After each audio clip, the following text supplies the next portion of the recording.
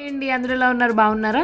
So ఇవాళ నుంచి మన ఛానల్లో హెచ్ఆర్కి సంబంధించిన కాంటెంట్ అండ్ జాబ్కి సంబంధించిన కాంటెంట్ కూడా స్టార్ట్ చేయబోతున్నాను. సో దీని గురించి మనకి అసలు బేసిక్ ఇన్ఫర్మేషన్ మొత్తం కూడా ప్రొవైడ్ చేద్దాం అనుకుంటున్నాను. సో నాకు అనిపించింది ఇది స్టార్ట్ చేస్తున్నా కాబట్టి అసలు ఫస్ట్ పాయింట్ ఆఫ్ కాంటాక్ట్ ప్రతి జాబ్కి ఆర్ దేనికైనా కూడా ఒక హెచ్ఆర్ కాబట్టి అసలు హెచ్ఆర్ అంటే ఎవరు, మనకి హెచ్ఆర్లో ఉన్న డిఫరెంట్ కేటగిరీస్ ఏంటి, డిఫరెంట్ లెవెల్స్ ఆఫ్ హెచ్ఆర్స్ ఎట్లా ఉంటారు, మనల్ని ఎవరికి అప్రోచ్ అయితే మనకి ఎక్కువ రిజల్ట్ ఉంటుంది అండ్ మనం ఎలా అప్రోచ్ అవ్వాలి, ఈ ప్రాసెస్ అంతా కూడా మనం ఇవాళ వీడియోలో చూద్దాము. సో వీడియోలో చెప్పినట్టే అసలు హెచ్ఆర్ అంటే మనకు ఆల్రెడీ తెలుసు. హెచ్ఆర్ అంటే జాబ్, హెచ్ఆర్ అంటే హ్యూమన్ రిసోర్స్ మేనేజ్మెంట్. ఎవరైతే మనకి ఫ్రమ్ జాబ్ స్టార్టింగ్ నుంచి ఎండింగ్ వరకు మొత్తం అంతా మేనేజ్ చేస్తారో ఒక కంపెనీలో వాళ్ళని హెచ్ఆర్స్ అంటారు. ఇప్పుడు హెచ్ఆర్స్లో కూడా మనకి చాలా డిఫరెంట్ డొమైన్స్ ఉంటాయండి. అంటే ఒక కంపెనీలో ఒకళ్ళు హెచ్ఆర్ అనగానే అందరూ జాబ్ ఇచ్చేస్తారు అనుకుంటారు. లేదు, హెచ్ఆర్ జాబ్ ఒక్కటే చేయడండి. హెచ్ఆర్ అనేవాడు జాబ్తో పాటు ఒక కంపెనీలో ఉన్న ఎంప్లాయీస్ని అందరినీ మేనేజ్ చేస్తాడు. అదే అసలు మేజర్ టాస్క్. మొత్తం తన ఒక ఎంప్లాయీ జాయిన్ అయినప్పటి నుంచి వెళ్ళే వరకు కూడా ఆర్గనైజేషన్ పరంగా వచ్చేవన్నీ కూడా హెచ్ఆర్ఏ చూసుకుంటాడు. సో మనం ఇప్పుడు మేజర్ 3 టైప్స్ ఆఫ్ హెచ్ఆర్స్ అసలు ఎవరు ఏంటనేది చూద్దాము. సో ఎవరైనా ఫస్ట్ కెరియర్లో ఒకవేళ హెచ్ఆర్లో కెరియర్ స్టార్ట్ చేయాలనుకుంటే హెచ్ఆర్ ఇంటర్న్స్ కింద స్టార్ట్ చేయొచ్చు. లేకపోతే మనకి ఫస్ట్ పాయింట్ ఆఫ్ కాంటాక్ట్ వచ్చేసి రిక్రూటర్స్, జర్నలిస్ట్, స్పెషలిస్ట్, ఇలా 3 డిఫరెంట్ టైప్స్ ఆఫ్ ప్రొఫైల్స్ ఎక్కువగా ఉంటాయి. ఇలా కాకుండా ఇంకా చాలా ఉంటాయండి. హెచ్ఆర్ బీపీ ఉంటారు, హెచ్ఆర్ ఎగ్జిక్యూటివ్ ఉంటాడు, హెచ్ఆర్లో కూడా డేటా అనలిస్ట్ ఉంటారు, హెచ్ఆర్ఐఎస్ అంటే హ్యూమన్ రిసోర్స్ ఇన్ఫర్మేషన్ సిస్టమ్స్ అని. అంటే మొత్తం డేటాకి సంబంధించి మనం ఎలా అయితే డేటా అనలిస్ట్ రోల్స్ ఉంటాయో ఒక కంపెనీలో ఎంతమంది ఉన్నారు, ఎంతమంది వెళ్ళిపోతున్నారు, ఇట్లా అట్రిషన్స్ అని, రిటెన్షన్స్ అని, ఇలాంటి చాలా టర్మినాలజీస్ ఉంటాయి. అవన్నీ మీకు ఫ్యూచర్ వీడియోస్లో తెలుస్తాయి. అలా డేటా అనాలిసిస్ చేసే వాళ్ళు కూడా హెచ్ఆర్లో ఉంటారు. అండ్ మనకి సపరేట్గా on boarding and of boarding teams అని ఉంటాయి. ఇది ఎలా ఉంటుందంటే హెచ్ఆర్ డిపార్ట్మెంట్ వచ్చేసరికి ఒక సైజ్ ఆఫ్ ఆర్గనైజేషన్ బట్టి హెచ్ఆర్ రోల్స్ అండ్ రెస్పాన్సిబిలిటీస్ మారిపోతాయి. ఇప్పుడు ఒక స్టార్టప్లో ఉన్న హెచ్ఆర్కి ఒక ఎంఎన్సీలో ఉన్న హెచ్ఆర్కి చాలా అంటే చాలా తేడా ఉంటుంది. స్టార్టప్లో ఉన్న వాళ్ళకి ఏంటంటే ఒకటే హెచ్ఆర్ ఉంటాడు, ఒకళ్ళు ఇద్దరు, అంటే వాళ్ళే ఆ సైజ్ ఆఫ్ ఎంప్లాయీస్ ఒక 10 నుంచి ఒక 50 అట్లా చిన్న సైజు కంపెనీస్ ఉన్న స్టార్టప్స్ ఏంటంటే వాళ్ళకి 2-3 హెచ్ఆర్ సరిపోతారు. 2-3 కూడా ఒక్కొక్కసారి చాలా ఎక్కువ అనిపిస్తుంటుంది వాళ్ళకి. సో కొంతమంది హెచ్ఆర్స్తో వాళ్ళు మేనేజ్ చేస్తారు. సో ఆ హెచ్ఆర్స్ రిక్రూట్మెంట్ అంటే జాబ్స్ అది చూసుకుంటారు, వాళ్ళ ఎంప్లాయీస్ మేనేజ్ చేస్తారు, అంతా వాళ్ళే చేస్తారు. అదొక మిడ్ లెవెల్కి వచ్చేసరికి ఏంటంటే ఇంకొంచెం డిఫరెన్స్ అవుతుంది. ఎలా అంటే మిడ్ లెవెల్లో రిక్రూట్మెంట్ ఒకళ్ళు, మేనేజ్మెంట్ ఒకళ్ళు, పేరోల్ ఒకళ్ళు, అలా ఒక 4-5 డిపార్ట్మెంట్స్ ఉంటాయి. అదే ఎంఎన్సీస్కి వచ్చేసరికి అది ఇంకా డిఫరెన్స్ అయిపోతుంది. ఎంఎన్సీలో మనకి డిఫరెంట్ టీమ్స్ ఉంటాయి. ట్రైనింగ్ ఇచ్చే వాళ్ళకి ఒక సపరేట్ టీం ఉంటుంది, రిక్రూటర్స్ అట్లా జాబ్స్ పర్పస్కి ఉన్న వాళ్ళకి సపరేట్ ఉంటుంది, కొత్తగా జాయిన్ అయిన వాళ్ళకేమో ఆన్ బోర్డింగ్ అండ్ డాక్యుమెంటేషన్ అని సపరేట్ ఉంటుంది, మనకు వచ్చే శాలరీకి పేరోల్ అని సపరేట్, అండ్ మనకు వచ్చే కాంపన్సేషన్స్ అండ్ బెనిఫిట్స్కి సపరేట్గా. అలా ఎంఎన్సీస్కి వచ్చేసరికి కొంచెం మనకి డిపార్ట్మెంట్స్ అనేవి మారుతూ ఉంటాయన్నమాట. సో మన మేజర్ ఫోకస్ ఇప్పుడు వచ్చేసి రిక్రూటర్స్ మీద. ఇక్కడ మనకి ప్రొఫైల్లో చూస్తున్నట్టు రిక్రూటర్స్ ఉన్నారు, జర్నలిస్ట్, స్పెషలిస్ట్, ఇట్లా డిఫరెంట్ డొమైన్స్ ఉన్నాయి. సో ఇందులో ఏంటంటే రిక్రూటర్ అనేవాళ్ళు మొత్తం కూడా జాబ్లోనే ఉంటారు. రిక్రూటర్స్ టాలెంట్ అక్విజిషన్ అన్నా, సోర్సింగ్ స్పెషలిస్ట్ అన్నా కూడా వాళ్ళే వస్తారనమాట. సో ఈ రిక్రూటర్స్లో ఏమవుతుందంటే వీళ్ళందరూ కూడా జాబ్లోనే ఉంటారు.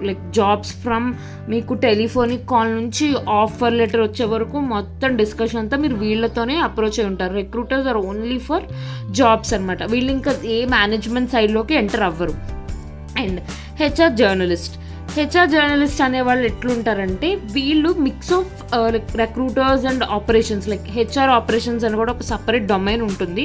సో హెచ్ఆర్ ఆపరేషన్స్లో ఏమవుతుందంటే వీళ్ళు ఎంప్లాయీస్ని మేనేజ్ చేస్తారంటే ఆన్ బోర్డింగ్, ఇండక్షన్, మనకి డాక్యుమెంటేషన్ చేయడం కానీ, బ్యాక్గ్రౌండ్ వెరిఫికేషన్ కానీ, లేకపోతే మనకి పర్ఫార్మెన్స్ కానీ ఏదైనా వచ్చినా కూడా హెచ్ఆర్ జర్నలిస్ట్ అనేవాడు ఏంటంటే మొత్తం ప్రతిదీ కూడా తెలుసుకొని ఉంటాడు అనమాట.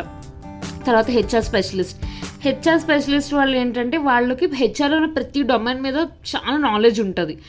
వాళ్ళు స్పెషలిస్ట్లు అంటారు, హ్యూమన్ రిసోర్స్ స్పెషలిస్ట్లు అనమాట. వాళ్ళు ప్రతి ఒక్క డొమైన్, లైక్ ఇప్పుడు నేను చెప్పినట్టు రిక్రూటర్ మీద కావచ్చు, లేకపోతే ట్రైనింగ్ అండ్ డెవలప్మెంట్ మీద కావచ్చు, ఏదో ఒక ప్రతి డొమైన్లో కూడా వీళ్ళకి ఒక అడ్వాన్స్ నాలెడ్జ్ ఉంటుంది. వీళ్ళు హెచ్ఆర్ స్పెషలిస్ట్లు అంటారు.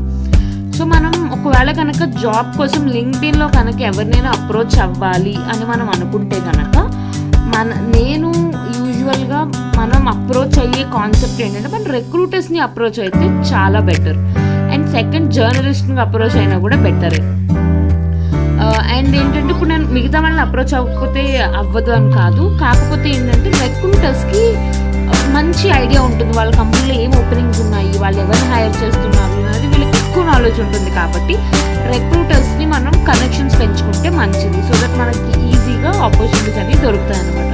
సో ఈ రిక్రూటర్స్ ఏంటంటే వీళ్ళు ఫ్రమ్ స్టార్టింగ్ నుంచి ఎండింగ్ వరకు వీళ్ళు చూసుకుంటారు. కాబట్టి it's better to approach a recruiter. And మీకు ఈ చార్ట్లో చూస్తున్నట్టు డిఫరెంట్ డొమైన్స్ ఆఫ్ హెచ్ఆర్స్ ఉంటాయి. సో అది కూడా చెప్పడానికి అని చెప్పి నేను ఈ చార్ట్ అనేది ఇట్లా చూపిస్తున్నాను. బట్ ఈ వీడియోలో ఏంటంటే మనం ప్రాసెస్ ఆఫ్ అంటే లైక్ రిక్రూట్మెంట్ ఎలా మనం అప్రోచ్ అవ్వాలి, ఎవరిని అప్రోచ్ అవ్వాలి అనేది ఈ వీడియో ఎంటైర్లీ. సో ఇదే కాకుండా మనం ఎలా అప్రోచ్ అవ్వాలి, ఎలా సర్చ్ చేయాలి, ఒక పర్సన్కి మనం కనెక్షన్ రిక్వెస్ట్ పంపిస్తున్నామంటే అతను ఏ ప్రొఫైల్ హైర్ చేస్తున్నాడు, లేకపోతే అతను జాబ్ రోల్ ఏంటి. కొన్ని కంపెనీస్లో ఏంటంటే హెచ్ఆర్ ఎగ్జిక్యూటివ్ అని పెడతారు, రిక్రూటర్ అని ఉండదు, బట్ తను రిక్రూట్మెంట్ కూడా చేస్తాడు. అలా మనకి ఉన్నప్పుడు ఎలా ఫైండ్ అవుట్ చేయాలి, అసలు రిక్రూట్మెంట్ ఎలా జరుగుతుంది, ఇదంతా కూడా నేను కమింగ్ ఫ్యూచర్ వీడియోస్లో అన్నీ కూడా నేను క్లియర్గా ఎక్స్ప్లెయిన్ చేస్తాను. బట్ ఈ వీడియోకి వచ్చేసరికి మనం ఎవరిని అప్రోచ్ అవ్వాలి అనేది కాన్సెప్ట్ మాట్లాడుకుంటే ఇట్స్ బెటర్ మనం ఈ ప్రొఫైల్స్ ఉన్న వాళ్ళని అప్రోచ్ అయితే మనకి ఎక్కువ బెనిఫిట్ ఆఫ్ ఆపర్చునిటీ అనేది ఉంటుందన్నమాట. సో ఇలాంటి ఇంట్రెస్టింగ్ కాంటెంట్ ఇంకా మన ఛానల్లో ఇంకా రాబోతుంది. So please like, share and subscribe చేయండి. మీకు ఏదైనా జాబ్స్కి సంబంధించి కానీ దేని గురించి అయినా ఇన్ఫర్మేషన్ కావాలి అంటే ప్లీజ్ డూ కామెంట్, నాకు కింద కామెంట్ చేయండి. ఆర్ మీకు ఏమైనా డౌట్స్ ఉన్నా కూడా నాకు కింద కామెంట్ చేయండి. నేను పక్కా దాని మీద వీడియోస్ చేసి మీకు ప్రజెంట్ చేస్తాను అండ్ మీకు ఆ విధంగా కూడా హెల్ప్ అవుతాయి. So please do comment.